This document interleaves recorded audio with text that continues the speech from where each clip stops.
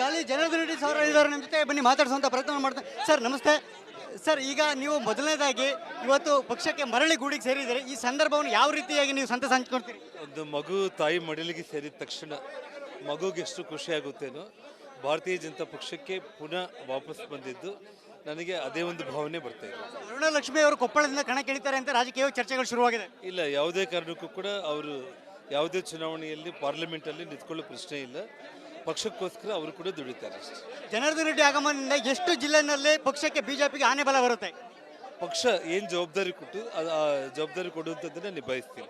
Condition ಮೇಲೆ ಬಂದಿದ್ದೀರಿ ಅಂತಂದೇಳಿ ಯಾವ ಕಂಡೀಷನ್ಸ್ ಇಲ್ಲ, ಒಬ್ಬ ಸಾಮಾನ್ಯ ಕಾರ್ಯಕರ್ತನಾಗಿ ಮಾತ್ರ ಕೆಲಸ ಮಾಡ್ತೀನಿ. ಪಕ್ಷವನ್ನು ಕಟ್ತಂತವ್ರು ತಮಗೂ ಕೂಡ ಒಂದು ಪಕ್ಷದಲ್ಲಿ ಒಂದು ಸ್ಥಾನಮಾನ ಅಂತಕ್ಕಂಥ ಬೇಕು. ಯಾಕಂದ್ರೆ ನೀವು ಕೇಳದೆ ಹೋದ್ರು ಕೂಡ ಕಾರ್ಯಕರ್ತರ ಕೇಳ್ತಾರೆ.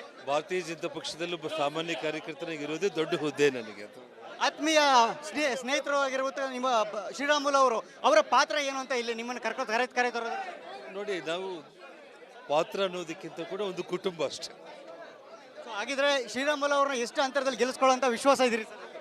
ಶ್ರೀರಾಮುಲು ಅವರು ದೊಡ್ಡ ಅಂತರದಲ್ಲಿ ಅವರು ಗೆಲ್ಲೋದ್ರಲ್ಲಿ ಯಾವುದೇ ಒಂದು ರೀತಿ ಅನುಮಾನನೇ ಇಲ್ಲ ಅಷ್ಟೇ. ಸರ್, ಈ ಸಂದರ್ಭದಲ್ಲಿ ಅಮಿತ್ ಶಾ ಅವ್ರಿಗೆ ಏನು ಹೇಳಕ್ಕೆ ಇಷ್ಟಪಡ್ತೀರಿ ಸರ್? ಪಕ್ಷಕ್ಕೆ ಅವರು ನನ್ನನ್ನು ಅತ್ಯಂತ ಪ್ರೀತಿಯಿಂದ ಅವರು ದೆಹಲಿಗೆ ಆಹ್ವಾನಿಸಿ ಪಕ್ಷದಲ್ಲಿ ಸೇರ್ಪಡೆ ಆಗೋದಕ್ಕೆ ಅವರು ಅವಕಾಶ ಮಾಡಿಕೊಟ್ಟಿದ್ದಕ್ಕೆ ನಾನು ಅವರಿಗೆ ಧನ್ಯವಾದಗಳನ್ನ ತಮ್ಮ ಮೂಲಕ ತಿಳಿಸ್ತೇನೆ. Thank you so much sir. ಇದಿಷ್ಟು ಕೂಡ ಗಾಲಿ ಜನಾರ್ದನ್ ರೆಡ್ಡಿ ಅವರ ಮಾತು. ಯಾವುದೇ ಷರತ್ತುಗಳು ಇಲ್ಲದೆ ನಾನು ಪಕ್ಷಕ್ಕೆ ಸೇರ್ಪಡೆ ಆಗಿದ್ದೀನಿ ಅಂತಕ್ಕಂಥ ಮಾತನ್ನು ಹೇಳಿದ್ದಾರೆ.